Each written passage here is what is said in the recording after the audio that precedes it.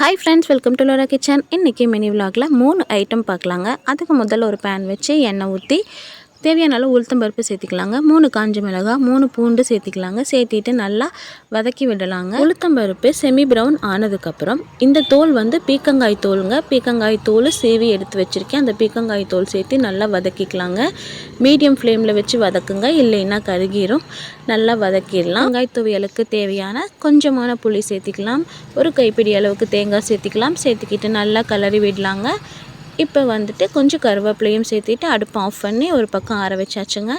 அடுத்த டிஷ்க்கு அதே பேனில் எண்ணெய் ஊற்றி வெங்காயம் கருவேப்பிலை சேர்த்துக்கிட்டேங்க. அதுக்கப்புறம் நறுக்கி வச்ச பீக்கங்காய்களையும் சேர்த்துக்கிட்டேங்க. சேர்த்திட்டு நல்லா கலரி விடுவாங்க. எண்ணெயிலேயே ஒரு 2 மினிட்ஸ் வதக்கலாங்க. வதக்கினதுக்கப்புறம் இந்த பீர்க்கங்காய் பொரியலுக்கு தேவையான மஞ்சள் தூள் சேர்த்திக்கலாங்க, மிளகாய் தூள் சேர்த்திக்கலாங்க. சேர்த்திட்டு நல்லா வதக்கி விடுவாங்க. வதக்கி விட்டுட்டு இந்த பச்சை வாசம் போனதுக்கப்புறம் இந்த காய்க்கு தேவையான உப்பு சேர்த்திக்கலாங்க.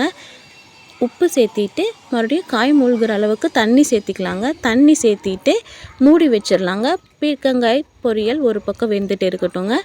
அடுத்தது என்ன பண்ண போகிறோம் அப்படின்னா சுண்டைக்காய் குழம்பு தாங்க பண்ண போகிறோம். மூடி வச்சிடலாம். இப்போ பாருங்கள், காய் சூப்பராக நமக்கு வெந்துருச்சு. பீர்க்கங்காய் பொரியல் ரெடி ஆயிடுச்சு. அதுக்கு தேவையான தேங்காய் துருவல் சேர்த்திடலாங்க. சேர்த்திட்டு நல்லா கலந்து விட்டுடலாம். இது ஒரு பக்கம் எடுத்து வச்சுருவாங்க. பீர்க்கங்காய் பொரியல் ரெடி ஆகிட்டு இருக்கும்போது நான் பீர்க்கங்காய் துவையலை ஒரு பக்கம் அரைச்சி வச்சுட்டேங்க. இப்போ இதுவும் ஒரு பக்கத்தில் எடுத்து வச்சுட்டு மறுபடியும் ஒரு பேன் வச்சுக்கலாங்க. ஒரு ஸ்பூன் எண்ணெய் ஊற்றிக்கலாம். நறுக்கி வச்ச வெங்காயத்தை சேர்த்திக்கலாங்க. வெங்காயம் வதங்கட்டும். கண்ணாடி பதம் ஆனோன்னா நறுக்கி வச்ச தக்காளிகளை சேர்த்திக்கலாம். சேர்த்திட்டு ரெண்டும் நல்லா வதங்கி வரணுங்க. வதங்கி வரும்போது குழம்புக்கு தேவையான பொடியை நம்ம இதில் எண்ணெயிலே சேர்த்து வதக்கிக்கலாம். 1.5 ஸ்பூன் மல்லித்தூள், 1.5 ஸ்பூன் மிளகாய் தூள் சேர்த்திக்கலாங்க. சேர்த்திட்டு எண்ணெயிலே நல்லா வதக்கி விடுவோங்க. வதக்கி விட்டுட்டு இது வந்து சுண்டைக்காய் குழம்புக்காக தாங்க இப்போ வதக்கிட்டுருக்கேன். இந்த குழம்புக்கு தேவையான தேங்காய் துருவல் சேர்த்திக்கலாங்க.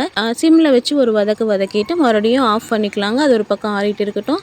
இப்போ அதே பேனில் நாம் சுண்டைக்காய் சேர்த்திருக்கோம். எண்ணெய் ஊற்றி கடுகு வெந்தயம் சேர்த்து சுண்டைக்காய் சேர்த்திருக்கோம். அது கூட மஞ்சத்தூள் சேர்த்து நல்லா கலரி விட்டுக்கலாங்க. சுண்டைக்காய் வதங்கினதும் நம்ம வதக்கி வச்சதை அரைச்சி எடுத்துகிட்டு வந்துட்டோங்க. அந்த கலவையை சேர்த்து நல்லா கலரி விட்டுக்கலாங்க. கலரி விட்டுட்டு இந்த குழம்புக்கு தேவையான தண்ணி உப்பு சேர்த்து நல்லா கலந்து விடுவாங்க. இப்போ வந்துட்டு சாம்பார் தூள் 1 ஸ்பூன் சேர்த்திக்கிறாங்க. இந்த குழம்புக்கு கொஞ்சம் டேஸ்ட்டு கொடுக்கும், அதனால தான். தேவையான அளவு புளிக்கரைசலையும் சேர்த்தியாச்சுங்க. சேர்த்திட்டு நல்லா கலரி விடுவோம். ஒரு கொதி வந்தோன்னா நமக்கு குழம்பு ரெடி ஆயிருங்க. இப்போ வந்து ரெடியான பீர்க்கங்காய் பொரியல் நாம் வந்துட்டு டிஃபனுக்கு கட்டிகிட்ருக்கோம். பீர்க்கங்காய் பொரியல் ரெடி. அடுத்தது பீர்க்கங்காய் துவையலும் டிஃபனுக்கு கட்டியாச்சுங்க.